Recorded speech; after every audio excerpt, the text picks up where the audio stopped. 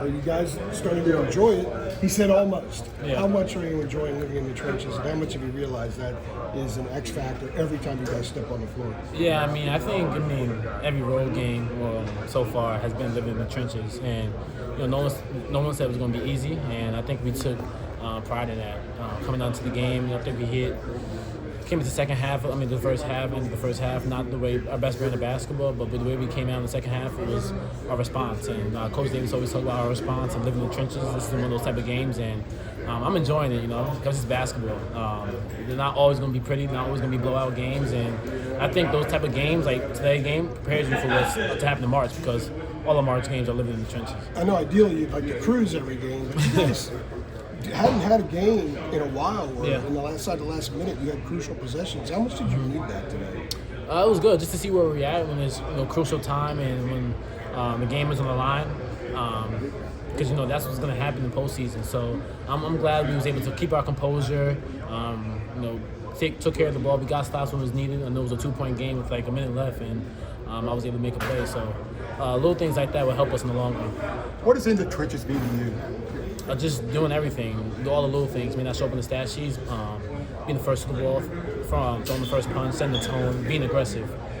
Those are all the qualities that's needed to live in the trenches. And one thing about it, it's not going to look pretty. It's not going to always, be open jump shots. It's always going to be, see who battle for the out rebound each other, or who could get to the loose ball, or who could turn the team over. So little stuff like that.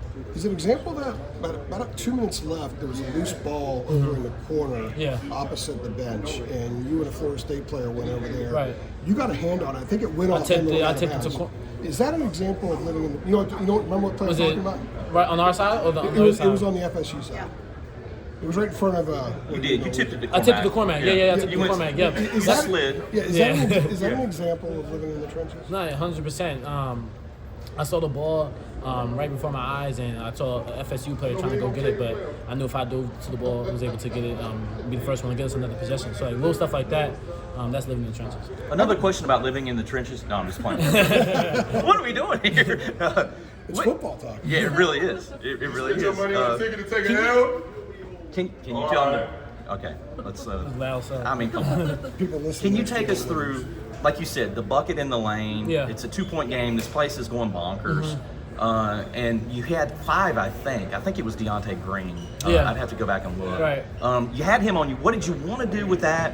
What did you think you accomplished? And you're able to sort of get him to, scoot out of there and score. Well, the play before, I had Deontay Green on me again. And same situation. I was at the top of the key. And I settled.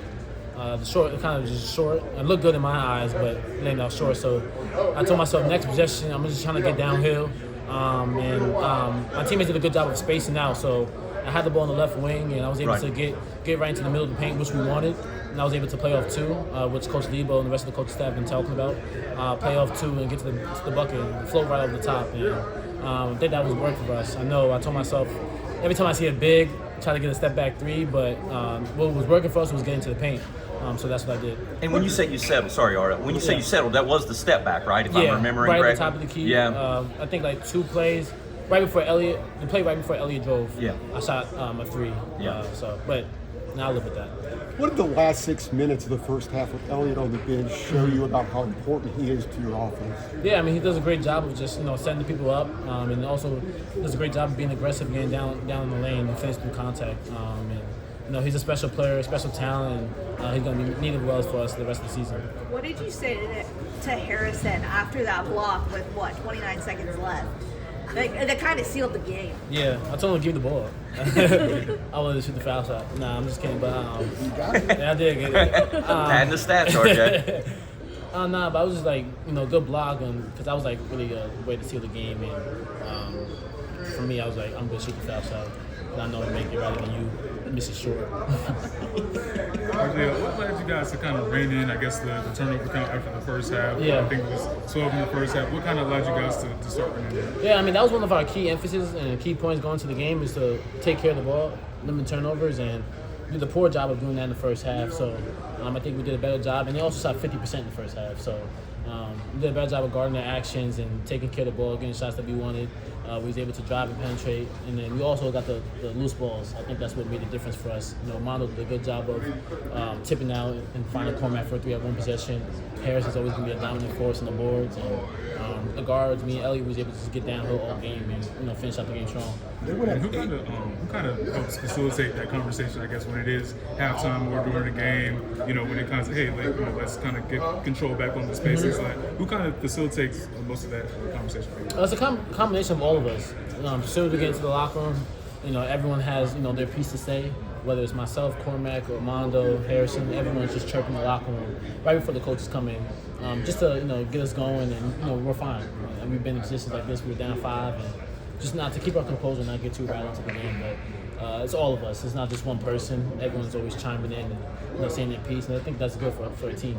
Hubert called a timeout 2 minutes into the game, probably the earliest I've ever seen him. What was the message there? What was he upset about? We couldn't get the ball. I think That was Armando. Yeah, it was Armando. He couldn't get the ball. He was stuck on the baseline. Yeah, we couldn't get the ball, and that's what got him fired up. That was a little bit of an issue in the first half. Yeah. They went up 8 early in the second half, and you guys went on 23-6 run. What was the key to that run? What made that happen? We kept our composure. We was able to get stops, and then when we got stops, we was able to convert. We like to live in transition. I know we missed a couple of easy ones in the first half, but we was able to pick up on that and not put our heads down, always have the next play mentality, and that's what made us win that run. RJ, what is it? It's been a pretty good week. Yeah. You had the career high the other night, the huge second half, and what was it, 24 points today, and these moments, what about you, the player you've become, is allowing you to sort of deliver in these moments? And it looks like you want, these moments. You know what I'm saying? Like, you're not shying away from them. Right. I think it all came with experience and maturity.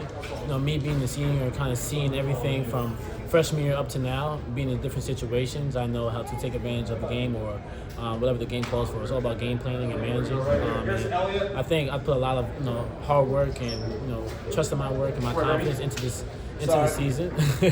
Into the season for me to live up to these moments and take control of the ball, take control of the game. And I'm just, this is nothing new to me because I prepare myself for it. So I think it came with experience and confidence. You're really making it yours. Appreciate you know what I mean? Yeah, that means a lot. Appreciate it. What was your perspective on that?